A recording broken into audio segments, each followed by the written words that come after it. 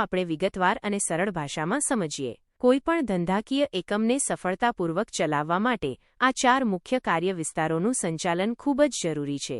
સંચાલનના મુખ્ય કાર્યવિસ્તારો: 1. ઉત્પાદન સંચાલન પ્રોડક્શન મેનેજમેન્ટ. 2. માર્કેટિંગ સંચાલન માર્કેટિંગ મેનેજમેન્ટ. 3. માનવ સંસાધન સંચાલન હ્યુમન રિસોર્સ મેનેજમેન્ટ. 4. નાણાકીય સંચાલન ફાઇનાન્શિયલ મેનેજમેન્ટ. ચાલો દરેકને એક પછી એક વિગતવાર સમજીએ.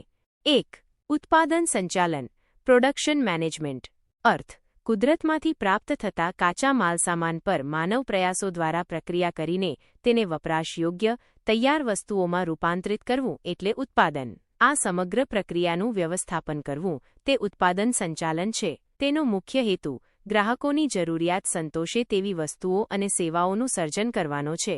મુખ્ય કાર્યો: ઉત્પાદન આયોજન કઈ વસ્તુનું ઉત્પાદન કરવું, કેટલું કરવું, ક્યારે કરવું અને કઈ પદ્ધતિથી કરવું તેનું આયોજન કરવું. ઉત્પાદન સંશોધન નવી ઉત્પાદન પદ્ધતિઓ, કાચા માલના વિકલ્પો શોધવા અને ઉત્પાદન ખર્ચ ઘટાડવાના ઉપાયો શોધવા. વસ્તુ વિકાસ અને પેદાશ મિશ્રની પસંદગી નવી વસ્તુઓ વિકસાવવી અને હાલની વસ્તુઓમાં સુધારા કરવા તેમજ કઈ કઈ વસ્તુઓનું ઉત્પાદન કરવું તેનું મિશ્ર નક્કી કરવું. ટેકનોલોજી અને યંત્રોની પસંદગી ઉત્પાદન માટે આધુનિક ટેકનોલોજી અને યોગ્ય યંત્રોની પસંદગી કરવી. પ્લાન્ટ સ્થાન અને લેઆઉટ ઉત્પાદન એકમ ક્યાં સ્થાપવું અને અંદર યંત્રો તથા વિભાગોની ગોઠવણી કેવી રીતે કરવી તે નક્કી કરવું. કાચા માલનો અંદાજ ઉત્પાદન માટે જરૂરી કાચો માલ અને અન્ય સંસાધનોની જરૂરિયાતનો અંદાજ લગાવવો. ઉત્પાદન અંકુશ ઉત્પાદન પ્રક્રિયા પર દેખરેખ રાખવી અને નક્કી કરેલા માપદંડો મુજબ કામ થાય છે કે નહીં તે જોવું. ગુણવત્તા અંકુશ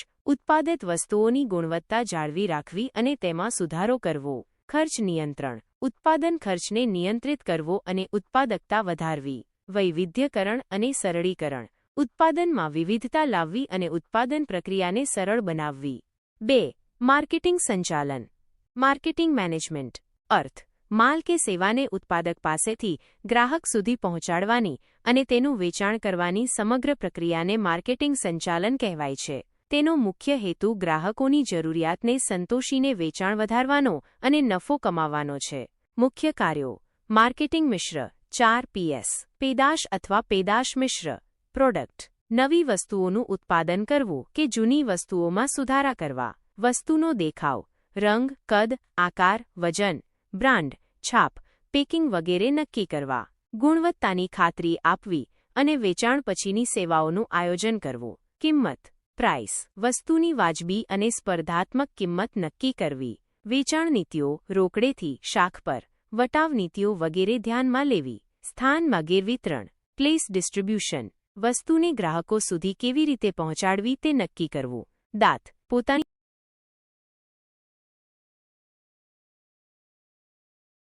જથ્થાબંધ વેપારીઓ, છૂટક વેપારીઓ, એજન્ટો દ્વારા વહન વ્યવહારના પ્રશ્નો અને સંગ્રહ વ્યવસ્થાનો સમાવેશ થાય છે.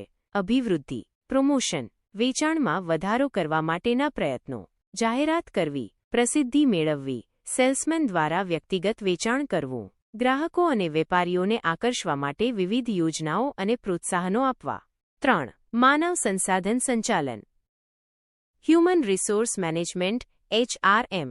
અર્થ: ધંધાકીય એકમમાં કામ કરતા કર્મચારીઓનું કૌશલ્ય, જ્ઞાન, બુદ્ધિ, પસંદગીઓ અને જરૂરિયાતોને ધ્યાનમાં રાખીને તેમને કંપનીના ઉદ્દેશો સાથે જોડવાની અને કંપનીને સફળતાના માર્ગે લઈ જવાની સમગ્ર પ્રક્રિયાને માનવ સંસાધન સંચાલન કહે છે. કર્મચારીઓને એક અમૂલ્ય સંપત્તિ તરીકે ગણવામાં આવે છે. મુખ્ય કાર્યો: માનવ સંસાધન આયોજન ભવિષ્યમાં કેટલા અને કેવા કર્મચારીઓની જરૂર પડશે તેનું આયોજન કરવું. ભરતી અને પસંદગી યોગ્ય લાયકાત ધરાવતા કર્મચારીઓને શોધવા અને તેમને નોકરી પર રાખવા. તાલીમ અને વિકાસ કર્મચારીઓની કાર્યક્ષમતા વધારવા અને તેમને નવા કાર્યો માટે તૈયાર કરવા તાલીમ આપવી. કાર્ય મૂલ્યાંકન કર્મચારીઓની કામગીરીનું સમયાંતરે મૂલ્યાંકન કરવું અને તેમને પ્રતિભાવ આપવો. વળતર અને લાભો કર્મચારીઓને યોગ્ય વેતન, બોનસ અને અન્ય લાભો પૂરા પાડવા. ઔદ્યોગિક સંબંધો કર્મચારીઓ અને સંચાલન વચ્ચે સુમેળભર્યા સંબંધો જાળવવા. ફરિયાદ નિવારણ કર્મચારીઓની ફરિયાદો સાંભળવી અને તેનું યોગ્ય નિરાકરણ લાવવું. કર્મચારી સુરક્ષા અને આરોગ્ય કર્મચારીઓની સુરક્ષા અને સ્વાસ્થ્યનું ધ્યાન રાખવું. મહત્વ: કર્મચારીઓની કાર્યક્ષમતામાં વધારો થાય છે, એકમની નફાકારકતા વધે છે અને પ્રતિષ્ઠામાં વધારો થાય છે. કર્મચારીઓમાં જૂથ ભાવના અને સંતોષ વધે છે.